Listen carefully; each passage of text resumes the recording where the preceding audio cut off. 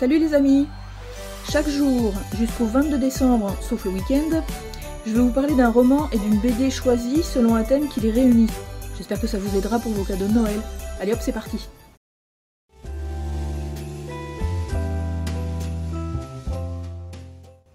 Alors aujourd'hui en fait on va aborder le thème de la légende de Merlin sous forme de BD hyper humoristique et très jeunesse et sous forme de roman en fait beaucoup plus sérieux en fait, vous allez voir. La bande dessinée en fait est scénarisée par Sfar et dessinée par Munuera.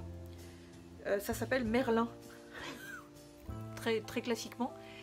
C'est extrêmement jeunesse parce que c'est extrêmement plein de gags et plein de rebondissements rigolos et très ludiques.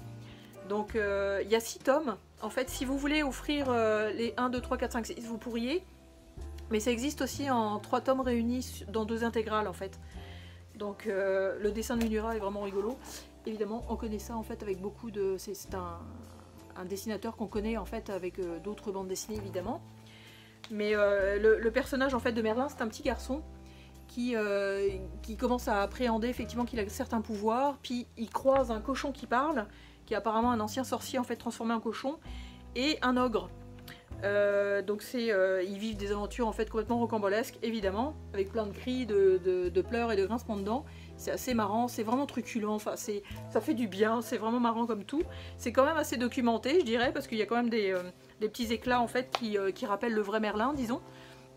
Mais c'est ça, donc c'est pour vous marrer, c'est pour se détendre. Donc les tomes en fait se présentent comme ceci. Donc ça c'est le tome 1, le tome 2, le tome 3, excusez-moi pour le reflet, le tome 4, le tome 5, le tome 6.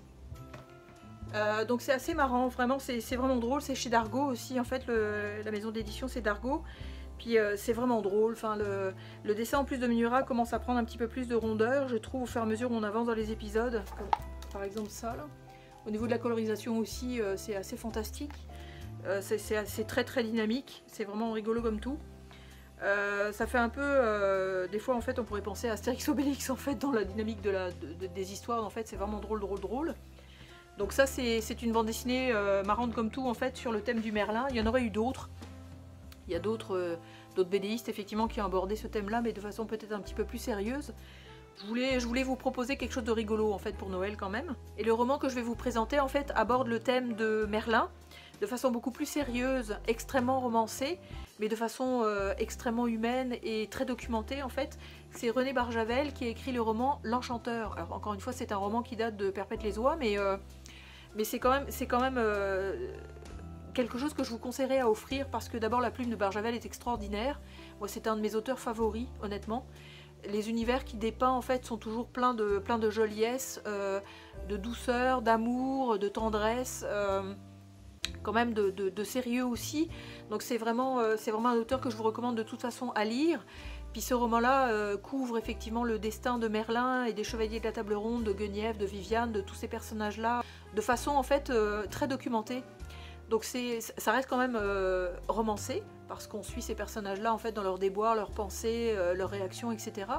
Mais ça reste légendaire quand même, ce sont des personnages qui n'ont pas existé, donc, ou alors qui ont peut-être existé, c'est à vous de voir. Donc c'est un roman en fait que je vous conseille de lire. Et je vous dis, poursuivez effectivement avec les autres romans, notamment La Nuit des Temps de Barjavel, c'est un vrai bonheur. Moi je l'ai peut-être lu 10 fois, je pense, ce bouquin-là, j'adore. Mais ce petit roman-là, effectivement, sur le thème de Merlin et des légendes, est extrêmement doux à lire. C'est vraiment une très bonne lecture, vraiment. Donc voilà. Donc à demain!